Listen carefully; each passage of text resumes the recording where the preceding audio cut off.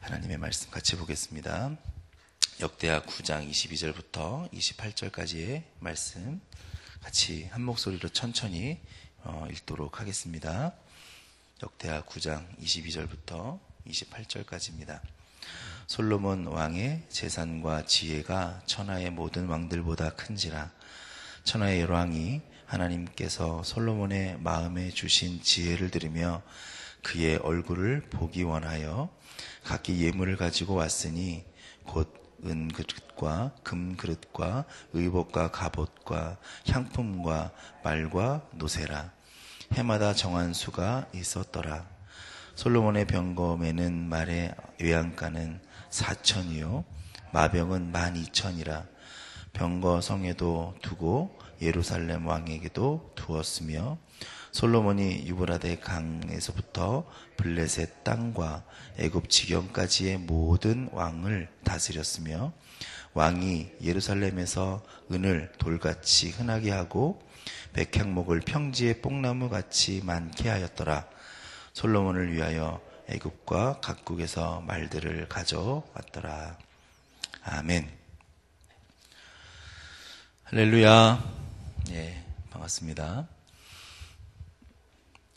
오늘 본문의 말씀은 이스라엘 왕조가 이제 건립되고 난 이후에 가장 도드라지는 가장 위대한 태평성대의 모습을 보여주고 있습니다.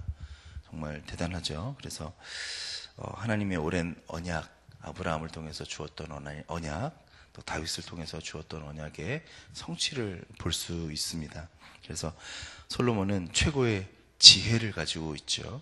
그래서 지혜를 가지고 있고 또 엄청난 부를 가지고 있고 명예를 가지고 있고, 예, 그렇습니다. 그리고 또 주변국에 영향을 많이 이렇게 끼쳐서 미쳤습니다. 솔로몬은 엄청난 부귀영화 또한 누렸죠. 그래서 그냥 뭐 엄청나죠. 뭐 더 이상 말씀드리기가 좀 그렇지만 우선 그가 앉은 그 보좌를 상아로 만들었다 그러죠. 상아에 그냥 상아로만 만들어도 엄청난데 거기에 금을 씌워가지고 금으로 막 그랬다 그러고, 뭐 옷에 그 장신구를 거의 금으로 막 도배를 했다고 그러죠. 그래서 뭐 그렇게 가리고 뭐 그랬답니다. 그렇게 엄청난 그런 거였죠. 또 계단이 12개가 있었는데 그 계단의 상들을 다 사자상을 만들었다 그래요. 그래서 사자가 이제 자신을 상징하는 거예요. 백수의 왕, 예, 자기를 상징하는 거죠. 그래서 솔로몬의 그러한 그 위대한 그런 업적을 볼 수가 있습니다. 그가 다스리는 이스라엘은 정말 역대 최강의 이스라엘이었습니다. 그래서 외양간이 4,000개가 있었다는 거예요. 외양간이 얼만큼인지 잘 모르겠지만 4,000개가 있었대요. 외양간 4,000개에 말이 한 마리만 있었을까요? 예, 뭐 그랬을 수도 있겠죠. 한 마리가 있으면 4,000마리가 있는 거예요. 두 마리씩 있으면 8,000마리가 있는 거죠, 말이. 그리고 세 마리만 있으면 12,000마리가 있는 거죠. 근데 오늘 본문에 보니까 마병이 12,000명이 있었어요. 마병이 12,000이니까 그 병거가 있었다고 치고 그 병검에는 외양간, 그러니까 병거에 말 2마리씩만 해도 병거가 12,000개니까니 24,000마리 이상은 있어야 되는 거예요. 말이 엄청나게 있었던 거죠. 그래서 그 병거, 군사의 상징인 그 병거를 매는 말이 엄청나게 있었다. 그런 걸로 봤을 때 군사력이 또 엄청 강했다, 이렇게 볼 수 있습니다. 그런데 이것은 하나님의 뜻과 거리가 먼 것이었다라고 생각이 듭니다. 왜냐하면 이스라엘은 하나님께서 율법을 통해서 이스라엘의 왕은 절대로 군사를 많이 두지 말라, 그렇게 말씀하셨죠. 이스라엘의 군사력이나 경제력으로 부흥하는 그런 나라가 아니다라는 거죠. 이스라엘은 어떤 나라냐면 하나님의 도우심과 하나님의 역사가 나타나는 나라가 이스라엘이다라는 거예요. 실제로 이스라엘의 역사를 보면 그가 군사력이 부족해서 어려움을 당하는 게 별로 그렇게 많지 않아요. 이스라엘은 그들이 어려움을 당할 때 어떻게 어려움을 당하냐면 군사력이 약해서가 아니라 이스라엘을 괴롭힌 나라들은 하나님과 이스라엘과의 관계가 깨지면 어려움을 당했어요. 이스라엘이 하나님 앞에 죄악을 저지르면 어지러움을 당했어요. 군사가 약해서 당한 게 아니라 하나님과의 관계가 깨질 때 어려움을 당한 게 바로 이스라엘의 역사죠. 이스라엘을 괴롭힌 나라들은 이스라엘 백성들을 일깨우기 위해서 하나님께서 들어서 사용하셨다. 성경에는 그렇게 말씀하고 있습니다. 그러니까 결국 이스라엘은 군사력이 약해서 어려움을 당한 것은 아닌 거예요.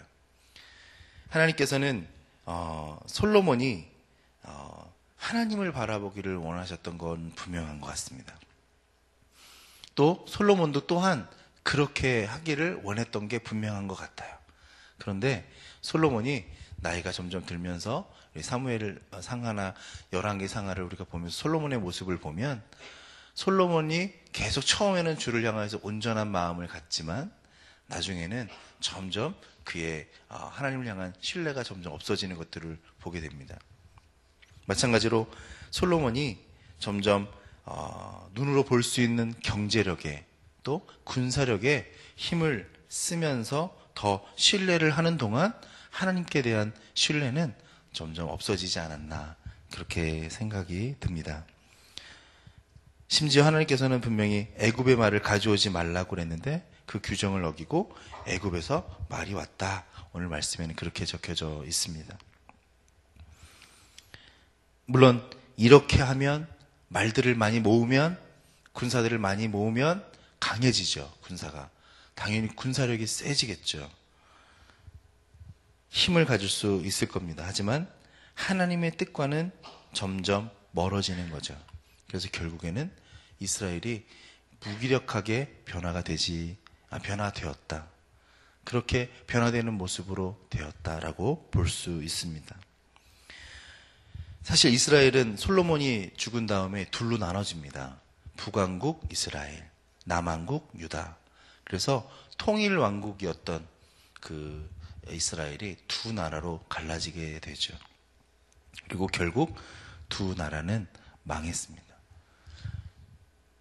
오늘 우리는 역대기서를 우리가 읽고 있는데 이 역대기서는 우리가 처음에 역대기 상에서 우리가 늘 얘기했던 게 뭐죠? 이스라엘의 멸망이 있어요. 그리고 멸망한 다음에 재건을 위해서 제사장들이 지은 책이에요. 왜 지었을까요? 이스라엘의 흥함을 보여주기 위해서 지었을 수도 있겠지만 교훈을 얻고자 하는 거죠. 왜 우리나라가 망했을까? 오늘 본문에 나오는 이런 성취들은 바로 솔로몬 자신의 역량을 통해서 만들어낸 것이 아니다라는 거예요. 뭐냐면 하나님의 약속이었다라는 거죠. 하나님의 선물이었다라는 거죠. 오늘 본문의 기록 목적은 솔로몬이 얼마나 성공했느냐, 얼마나 많은 돈을 모았느냐, 얼마나 많은 영예를 가졌느냐, 인기를 모았느냐라는 데 있는 것이 아니에요. 여러 사람들이 찾아옵니다. 그리고 한 해에 얼만큼 올지를 정해버렸어요. 그 정도로 인기가 많았고 찾아오는 사람이 많았는데 그것을 보여주려고 하는 것이 아닙니다. 이 이야기의 목적은 불신앙으로 처참하게 멸망당한 이스라엘 백성이 다시 일어나려고 할 때에 그들이 붙잡아야 할 소망이 무엇인지, 다시 망하지 않으려면 어떻게 살아야 되는지를 보여주기 위해서 역대기서를 기록한 거거든요. 다시 실패하지 말아야 되기 때문에 이스라엘 역사를 다시 돌아보면서 어떻게 하면 우리나라가 망하지 않을 수 있을까? 다시는 망하지 않을까라고 생각하면서 하나님의 계획이 무엇인지, 하나님의 소망이 무엇인지를 보여주기 위해서 지은 책이 역대기서입니다. 하나님의 소망, 하나님의 계획, 그게 뭘까? 그게 무엇일까요? 오늘 본문에 나와 있는 것을 보면 23절에 이런 말씀이 있습니다.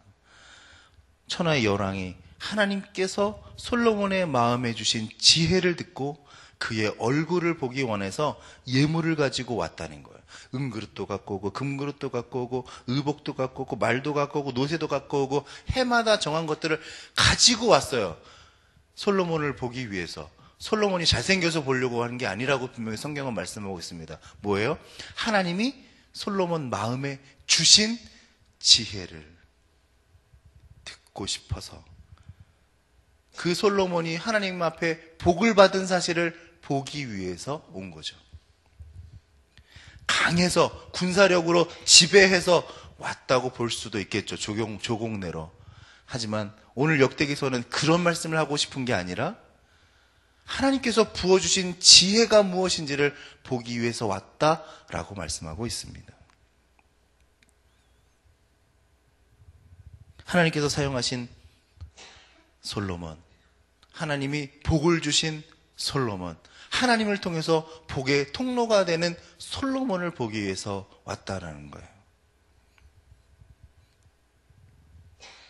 하나님께서는 솔로몬을 복의 통로로 사용하신 겁니다. 하나님의 소망과 계획은 뭘까요? 그것은 앞절에 나와 있는 모습을 보면 이제 스바 여왕이 앞절에 막 나왔었습니다. 그때 스바 여왕이 이렇게 이야기하죠. 당신이 하나님이 8절 말씀에 이스라엘을 사랑하사 영원히 견고하게 하시려고 당신을 세워서 그들의 왕으로 삼아 정의와 공의를 행하게 하셨도다. 이렇게 말씀하고 있습니다. 즉 이스라엘을 사랑하시는 하나님이 솔로몬을 지혜롭게 해서 왕으로 삼고 그를 사용하시겠다라는 거예요. 솔로몬이 정의와 공의를 행할 수 있도록 행하게 하셨다. 그렇게 성경에서 말씀하고 있는 것입니다. 즉 이스라엘을 사랑하시는 하나님이 솔로몬을 통해서 왕으로 사용하시고 왕이 되어서 하나님의 백성들을 사용하셔서 솔로몬 자체가 하나님의 복의 통로가 되고 이스라엘도 전 세계에 복의 통로가 되는 나라로 만들고자 하시는 것이 하나님의 계획이셨던 것이죠. 아브라함을 선택한 이유가 아브라함 잘 살라고 선택하신 것이 아니라 아브라함이 믿음의 조상이 되어서 모든 백성이 믿음을 갖는 백성이 되게끔 하시기를 원하는 거였어요.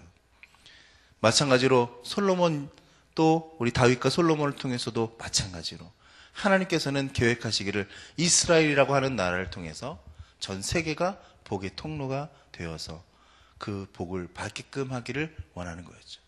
결국은 실패했죠. 그 소원에 대한 성취는 우리 주님께서 하셨습니다. 우리 주님이 오셔서 복의 통로가 무엇인지를 보여주시고 완성하신 거죠. 솔로몬은 결국에는 그러한 역할을 잘 못한 것 같습니다. 솔로몬을 통해서 하나님의 복이 세상으로 흘러가기를 원하셨는데 천하의 열왕들이 솔로몬을 보기 위해서 솔로몬의 위대함을 보는 이유가 바로 그것이었겠지만 솔로몬은 그가 가진 지혜와 권력과 부가 모두 하나님께서 주신 복이고 나는 통로로 사용되었다.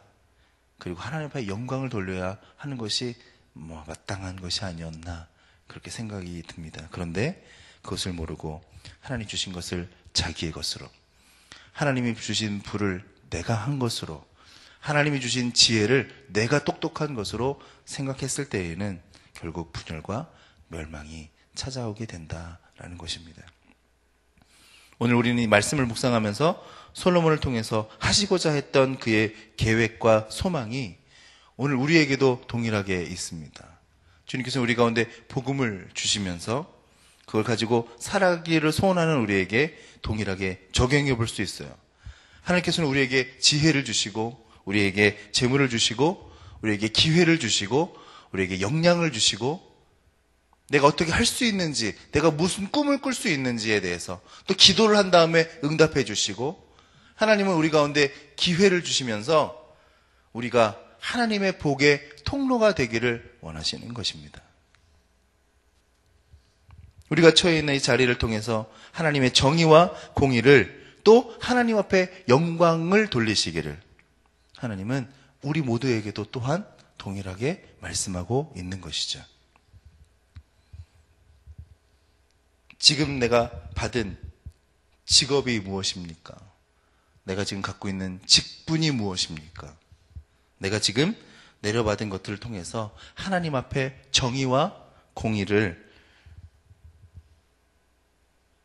실천하고 있지 못하다면 오늘 이 시간부터 같이 회개하고 하나님 앞에 정의와 공의를 세우기 위해서 수고하는 나의 직업, 나의 역할, 또 교회에서의 직분, 또 나의 모든 모습들을 만들어 가야 될 줄로 믿습니다. 겸손한 자리에서 나의 직업을 통해서, 나의 직분을 통해서, 내가 할 수 있는 역할들을 통해서 하나님 앞에 영광을 돌릴 수 있도록, 그것이 내가 잘나서가 아니라 하나님이 나를 통해서 복을 주시겠다고 하시는 약속의 성취인 것을 알고 살아가는 우리의 모습을 통해서 하나님께서는 우리를 축복의 통로로 사용해 주실 줄로 믿습니다. 그것을 잊어버리면 안 되죠. 그것을 잃어버리면 망하게 되는 거죠.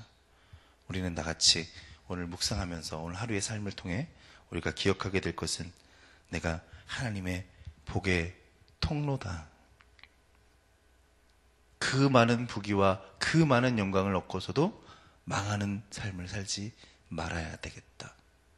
내가 가진, 내가 속한, 내가 현재 속해 있는 이 현실을 가지고도 하나님께서 나를 사용하시고 나를 통해서 영광 받으시기를 원하시는 축복의 통로로 나는 쓰임을 받는 사람이구나, 그렇게 부름받은 자이구나 라고 생각하는 그러한 오늘 하루의 묵상이 되시기를 주님의 이름으로 부탁을 드립니다. 기도하시겠습니다. 은혜와 사랑의 아버지, 감사합니다. 오늘 하루의 삶도 다시 한번 주님께서 주신 은혜를 기억하며 축복의 통로로 살아가는 우리의 모습 되도록 인도하여 주옵소서. 예수님의 이름으로 기도했습니다. 우리 공동기도문 같이 기도하시겠습니다. 성경의 중심 가르침 말씀삼 운동원색 선교의 비전은 주님이 말씀삼 공동체 성락선교교회에 주신 명령임을 믿습니다. 이 소명을 사명으로 받아 순명하여 이루도록 우리를 이끌어 주옵소서.